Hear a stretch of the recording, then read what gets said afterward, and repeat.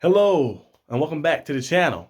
My video title, you probably seen what this video is about. I don't know, last week we discussed some things that happened. We're on SmackDown. You see The Rock appearing and Cody Rhodes' spot at WrestleMania getting taken away.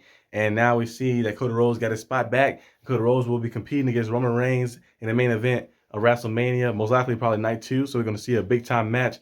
But there's a lot of speculation going around that. Remember, it first happened the way they had the story kind of built up, and then you see the reaction of the fans. A lot of people think that this is part of the plan to begin with, but in my opinion, and like a lot of other people's opinion, I don't think this was part of the plan to begin with. I thought The Rock was coming back to probably try to do a big time match with Roman Reigns, and I don't think The Rock was expecting to let's see like a big turn. Of course, the fans would turn, but he didn't think it'd be a big impact as it was. That video was the most disliked video on YouTube in WWE history. This is the most disliked one ever in WWE history. So, and it was very crazy. He had like over 500,000 tweets of Cody Rhodes trending worldwide. He was trending over Donald Trump. It's kind of hard to do over that because he always saying something crazy. So he was trending over Trump. He was trending over a lot of different things around the world and stuff.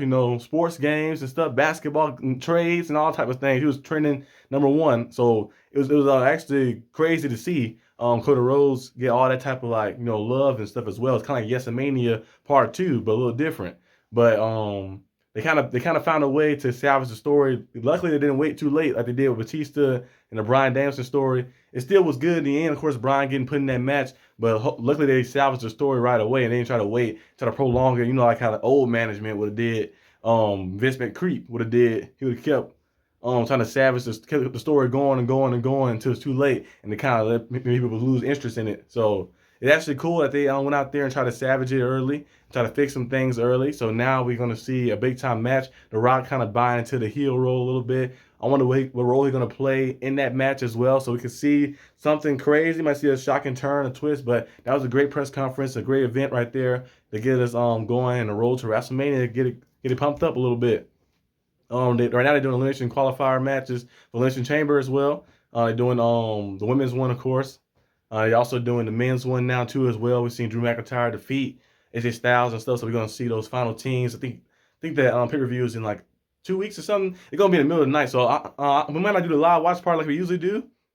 It depends. We might do it or we might not. Not the middle of the night. Gonna be early in the morning. It's gonna be like 3 a.m. in the morning, like 3 a.m. 3:30 in the morning. So I'll see. Usually I get up in the morning by 6 o'clock. So it'll be like 3 hours early. So we'll see. I probably could get up at 3 a.m. to watch the show. I know sometimes I remember I used to do that for New Japan. I was in high school. I had the Wrestle Kingdom. I used to love watching Wrestle Kingdom live. So I used to wake up early in the morning for that. But most times just wait a minute, hour or two after, then I get up and then I start watching the things and watching the stuff. So we'll see what happens and stuff. But I think so far they got everything heating up and boosting up. Bailey and Io gonna be going at it. I don't know if it's gonna be a main event match. It should be main event because when you win the Royal Rumble, you should have a match at the main event. So we'll see what happens. We'll see what plays out in that match. That should be a good rivalry. Where Dakota Kai gonna lie, like that. Which side she's gonna be on and stuff as well. As I'm making this video, SmackDown is on right now. I think it's on by hour in. So I think right now they I forgot who's fighting. I glanced away from the screen. They did a commercial. They were showing Bailey coming in like that. I think Bianca Belair and Mia Yim is fighting for a spot. So yeah, but it's been some big time things going on in the wrestling world. As you also seen, the three-way match will be happening at Revolution for AEW. I think 15,000 tickets sold at that event. They opened up a little more now, so I think it's opened up to 16,000 now. So they opened up a little more, create more space as well. Sting's last match is gonna be a big time event. Gonna be an amazing event to see as well. You got Swerve versus Joe versus Adam Page. That was a big time match we've seen to open up the show at AEW. And AEW this year has finally got back to its old feel, how it felt when we saw All In 2018, and we started seeing AEW build in 2019, 2020, 2021, and 2022 before the All Out Brawl. The All Out Brawl that happened left a dark cloud over AEW the rest of 2022 and 2023. And of course, they had some bright spots at All In and Wrestle Dream and World's End, some cool things, but I feel like it left a dark cloud over it. But now this year, we've seen like a different feel. We're getting back to that old alternative feel of All Elite Wrestling. Donna Purrazzo and Tony Storm got the rivalry going. It's going to be a match, too, that happens at Revolution. We're going to see Sting and Darby Allin most likely defend their tag titles at Revolution, too, against the Young Bucks. The Young Bucks, I used to love the Young Bucks early on, like years ago, like 2017, 2018.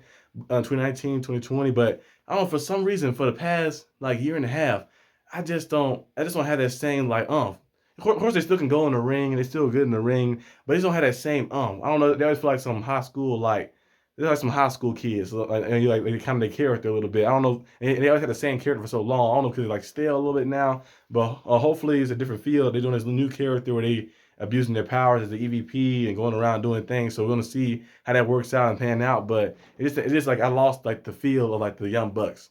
So we'll see how it pans out. But Mercedes Moné will probably be debuting in AEW at things what they call it. It wasn't a statement. A statement would have been a better name, but they call it big business, a business boom, or something like that. I think it's big business, big business. So it's big business. They having Mercedes Moné probably debut there. The pre-sale tickets have already sold out. We're gonna see Mercedes Moné there, so hopefully they help the women's division out a lot. But it's kind of getting back to that level it once was. We also need Tony Khan to put his phone away. Somebody take his phone and throw it in the water, throw it in the toilet and flush it or somewhere. Because Tony Khan gotta stop tweeting. I know Tony Khan not that old. He's like 30. He's like 36, 30. I think my mother's probably older than Tony Khan. I think he's like 36 or something like that, 36, 37. So Tony Khan not that old, but he gotta stop. He gotta stop tweeting. He gotta stop tweeting. Sometimes like be like the bad time tweets, and some things you don't need to say in public like that. So you gotta stop tweeting and doing all this nonsense on Twitter. But besides that, feel like they finally getting back to that level. But I see a lot of I don't know why I see a lot of Mercedes Moné hated. I don't know why a lot of people hate Mercedes Moné. I guess it's kind of 50-50. Like a lot of some fans love her, some fans hate her. Kind of like always compared her to Aaron Rodgers. Like like Aaron Rodgers, you either hate him or you love him like that. There's no in between. There's like no mixture. Like majority of people love him, a few people hate him. It was like 50-50 all the time with him too as well. I guess it's their personality a little bit, but I don't know. But Scott D'Amore from TNA got fired from his deal with TNA. They think he tried to buy TNA, and TNA said it was a good offer, but they declined it. And Scott D'Amore got fired. He did a good job in bringing TNA back to that level. TNA always had one of the best women divisions. For the past 5, 6, 7 years, they had one of the best women divisions in wrestling. I think probably the best women division in wrestling. You've seen some of the matches they put on and the storylines they had. Maybe Scott D'Amore, maybe Tony Khan can figure out something to have Scott run Ring of Honor and maybe run the women's division too to bolster up the women's division even more or something. I don't know if he'll consider that route of maybe hiring him on and bringing him on to the team, but we'll see what happens. Bianca Belair just hit Mia Yim with the KOD. Yep, that's GG's. Yep, we kind of figured that was gonna happen. But so I want actually that's a good question too. I just thought of. I wonder if Bianca Belair gonna lie at in all this storyline thing. Because I know it would be great to see Bianca Belair versus Rhea Ripley at WrestleMania, but I think they probably say that for another time. Like in the future, like they built that match up, that big match. That's a big time prime time match they have in their pocket. They probably say that for the future. So we'll see how that pans out as well. I think Becky Lynch and Rhea is probably the way they're going this year, but you never know. You can see something crazy happen like that. My opinion, like I said, how they should book it. I feel like Bianca Belair. She did have some problems with the damage control.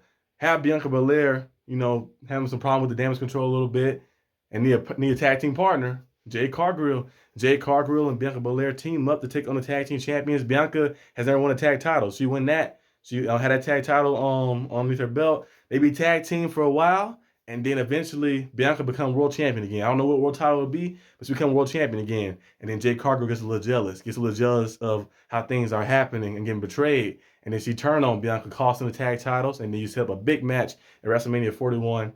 Bianca versus Jade Cargill alone. They love long-term storytelling. So you set up a big match like that at WrestleMania 41, and that'd be a nice showdown right there between two big juggernaut superstars that they have there in the company. That'd be a nice match. But that is my opinion. I feel like they should go the route, be able to go like that way. That'd be a cool way. Kind of like the Shawn Michaels and John Cena storyline when it was tag champions and Cena was day champion. And of course, it was cool and cordial, but Shawn Michaels said, I want that ultimate prize.